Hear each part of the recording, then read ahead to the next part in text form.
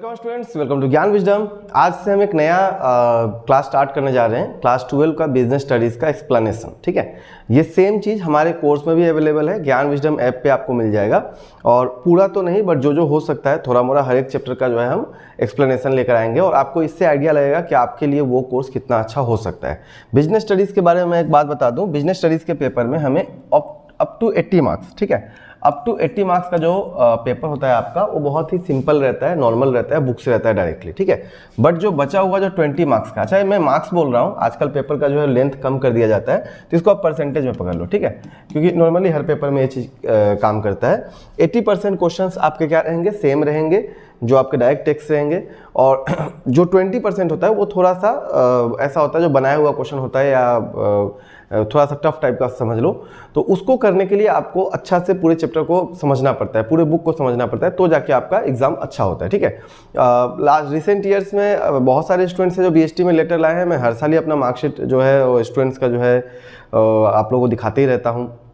आप YouTube channel पर जाकर, ज्ञान विजडम पे, इसी चैनल पर जाकर आप देख भी सकते हो, आपको दिख जाएगा कि बहुत सारे स्टूडेंट्स हैं जो कि बीएसटी में लेटर मार्क्स लेकर आते हैं, ऑनलाइन ऑफलाइन दोनों ही। सो ज़्यादातर ऑफलाइन वाले अभी तक लेके आ रहे थे, ऑनलाइन वाले भी ला रहे थे। अब इस बार से हमने क्या किया, कोर्स ही ले आया पूरा। ठीक है, एक पूरा आपके लिए कोर्स है और बहुत ही मिनिमम फी पे, बहुत मिनिमम फी पे आपको जस्ट एट ₹499 में वीडियो लेक्चर मिल जाता है, प्लस आपको नोट्स मिल जाता है। पहले हम नोट्स देते थे, ठीक है, बहुत लोग 200 में भी नोट्स लेते थे, तो उसी का थोड़ा सा ज़्यादा बढ़ा के दे दोगे तो आपका क्या हो जाएगा, पूरा वीडियो लेक्चर आ जाएगा। वीडियो लेक्चर का बेनिफिट ये होता है कि आप उस चीज़ों को समझते हो, सिर्फ पढ़ते नहीं हो, उसको ट्राई करते हो समझने का। जब चीज़ों को समझ जाते हो तो जब भी क्वेश्चन जैसा भी आए, और साथ ही साथ मैं कोर्स में भी बताते चलता हूँ कि कैसे क्वेश्चन को कैसे टैकल करना है, कितना लिखना है, कितना अच्छा आप आंसर्स लिख सकते हो, वो सारा चीज़ हम बताएंगे। ठीक है, चलिए अभी तो हमें क्लास नोट्स लेकर आए हैं, तो आपके लिए हम वो स्टार्ट करते हैं।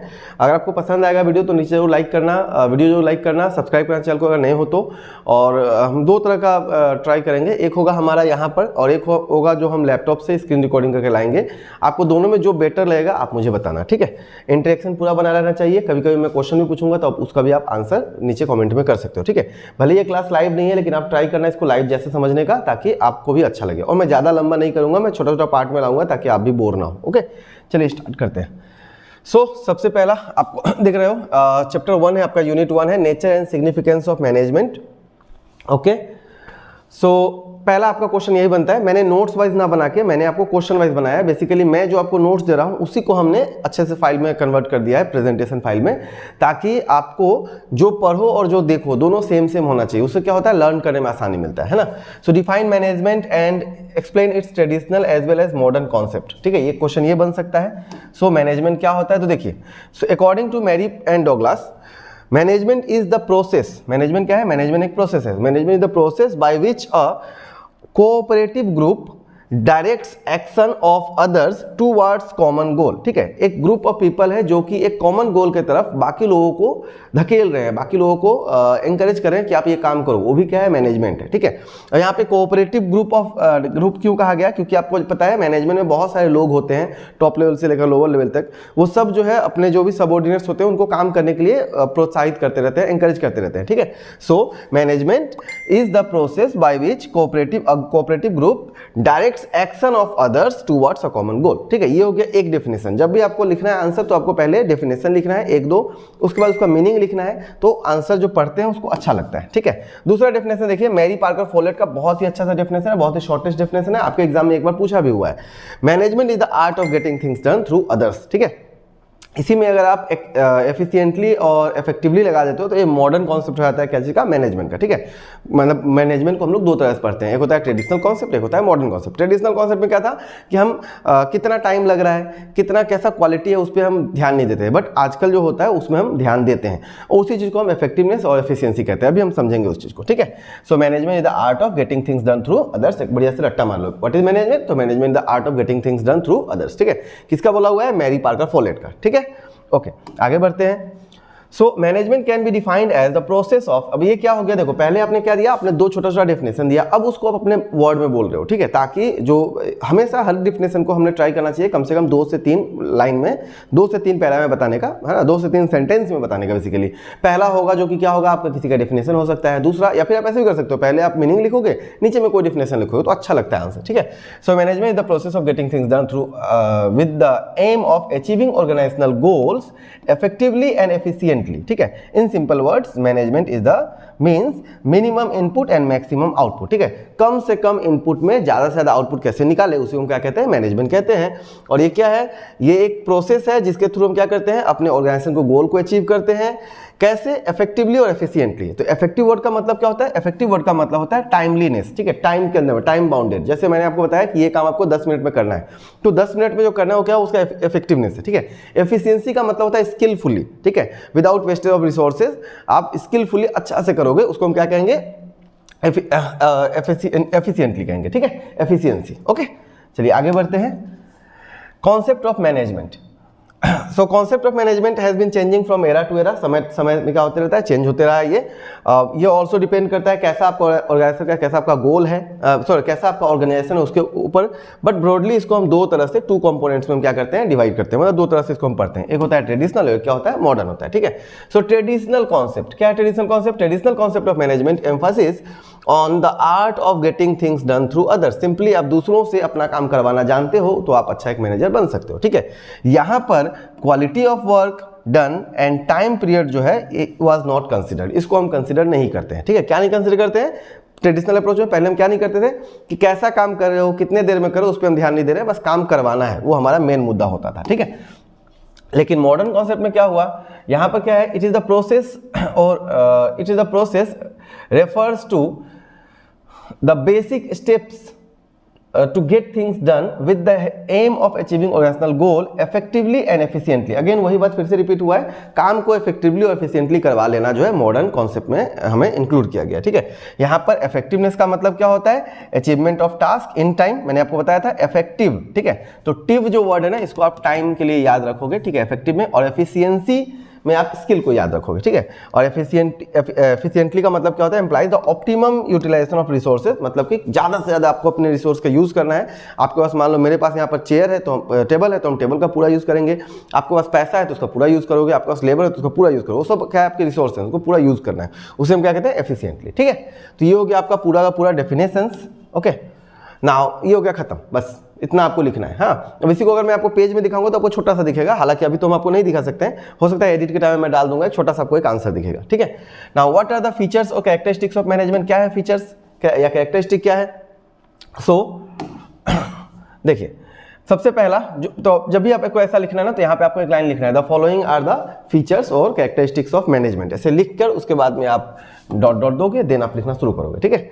क्या क्या है, पहला गोल ओरिएंटेड प्रोसेस। गोल ओरिएंटेड मतलब क्या होता है, पूर्व निर्धारित जो भी आपका लक्ष्य है उसको आपने पहले ही डिटरमाइन कर लिया कि हमें यहाँ तक पहुँचना है। सपोज एग्जांपल के तौर पे मैं एक सेल्समैन हूँ, मेरा आज इस महीने का गोल है कि मुझे महीने में 3 लाख का सेल करना है, ठीक है।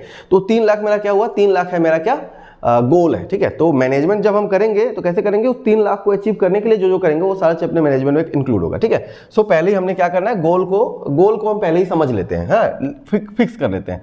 So management is a goal oriented process which always aims at achieving already specified and desired organisational objective with by proper utilisation of available resources. जो भी आपका रिसोर्सेज है उसका पूरा यूज करके आप पहले ही सोच लेते हो कि हमें यहाँ तक पहुँचना है, ठीक है। तो देखो, ये जो आप लाइन लिख रहे हो ना, ये जो अगला इसका एक्सप्लेनेशन होगा वो इससे कनेक्टेड होना चाहिए, आलतू फालतू लाइन नहीं होना चाहिए। बहुत सारे नोट्स मैंने देखा है जिसमें बस चीज दे दिया गया है। और AHSCC के लिए पार्टिकुलरली, CBSE वाले की बात नहीं कर रहा हूँ, AHSCC के लिए आपको एक्सप्लेन करना पड़ता है कुछ शब्दों में, ठीक है, कुछ सेंटेंस में आपको बताना पड़ता है, तभी आपको अच्छा मार्क्स आएगा। तो 50, 60, 70 आना आज के टाइम में उतना टफ नहीं है, लेकिन जिसको अच्छा नंबर लाना है उसके लिए अच्छा से पढ़ना पड़ेगा, ठीक है। और मैं जितना बता रहा हूँ, जितना मैंने नोट्स में दिया है, उतना अगर कर लेते हो तो आपका लेटर पक्का रहता है, ठीक है। चलिए आगे बढ़ते हैं। नेक्स्ट क्या है, परवेसिव। परवेसिव का मतलब क्या होता है, परवेसिव मतलब होता है usable in all types of organisation in every situation irrespective of their size, nature और जो भी है बिजनेस, ठीक है। So it is a universal phenomena, ठीक है। यूनिवर्सल मतलब वही चीज जो परवेसिव है, उसी को हम क्या कह सकते हैं, यूनिवर्सल कह सकते हैं, हर जगह पे यूज किया जाता है। It is used in all types of ठीक है। It is used in all types of organisations whether small और बिग, या तो बड़ा हो या छोटा हो। मैंने भी वही बताया ना, परवेसिव है, मतलब क्या है, छोटा हो बड़ा हो, ठीक है, इकोनॉमिक हो नॉन इकोनॉमिक हो, सोशल हो पॉलिटिकल हो, irrespective of their nature and location, ठीक है। And at each and every level, her level पे यूज किया जाता है, हर तरह का ऑर्गेनाइजेशन में यूज किया जाता है। कहने का मतलब आपके घर में भी यूज हो रहा होगा, मम्मी भी यूज करती होगी मैनेजमेंट का, पापा भी यूज करते होंगे, छोटा घर में कोई बच्चा वो भी मैनेजमेंट करता है, और आप भी मैनेजमेंट करते हो पढ़ाई के लिए, ठीक है, कैसे पढ़ना है क्या पढ़ना है वो भी क्या है, मैनेजमेंट है, ठीक है। हम जब क्लास ले रहे हैं तो हम भी मैनेजमेंट कर रहे हैं कि इस टॉपिक को हमें इतने देर में कवर कर देना, तो वो भी क्या है, मैनेजमेंट का ही पार्ट होता है, ठीक है। ये सब मैनेजमेंट है, इसलिए हम क्या कहते हैं, मैनेजमेंट क्या है, परवेसिव नेचर का है। ओके, याद रहेगा हमेशा क्या होता है कि irrespective of their nature and size of the business, और इकोनॉमिक है नॉन इकोनॉमिक है सोशल है जो भी है, या जहां पे भी यूज हो रहा है, ये हर जगह पे यूज हो रहा होगा, ठीक है, जैसा भी हो हर जगह पे यूज हो रहा होगा।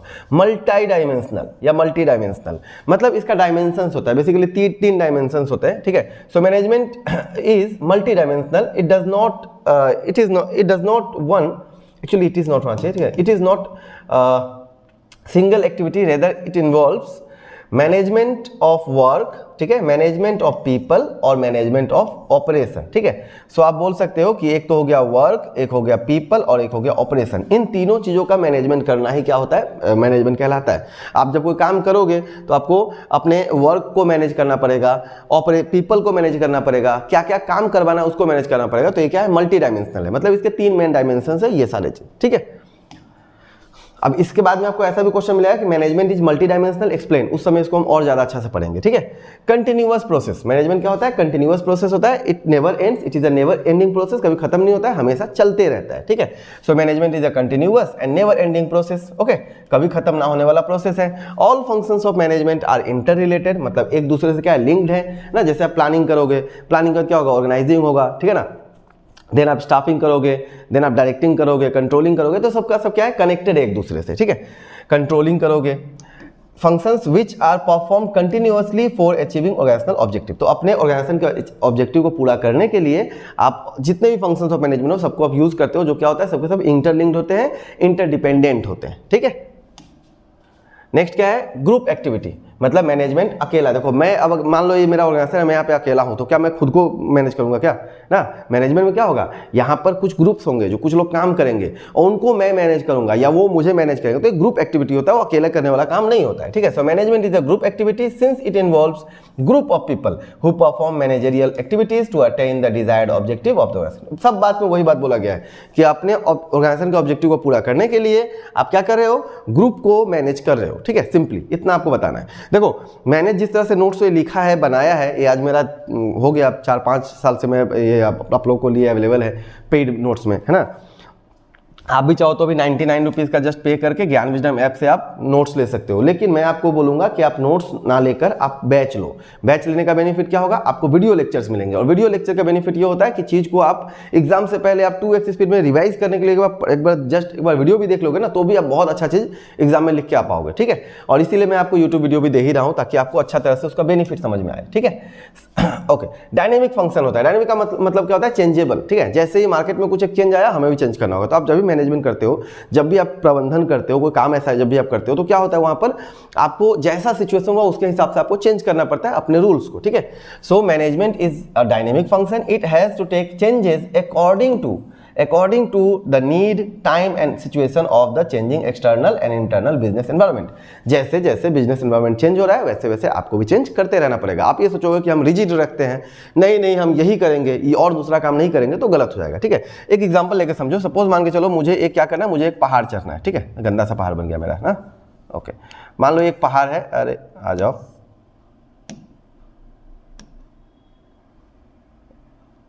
ठीक है, मान लो ये एक पहाड़ है, ठीक है, इस पहाड़ पे मुझे चढ़ना है और मैंने सोचा था कि ये हमारा रास्ता रहेगा, ठीक है।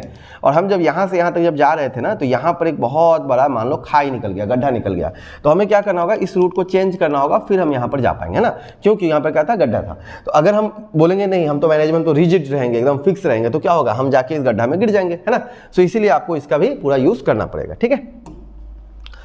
मतलब चेंज करते रहना पड़ेगा अपने पॉलिसीज को, अपने बिहेवियर को according to need and time situation, जो भी जैसा भी हो, ठीक है।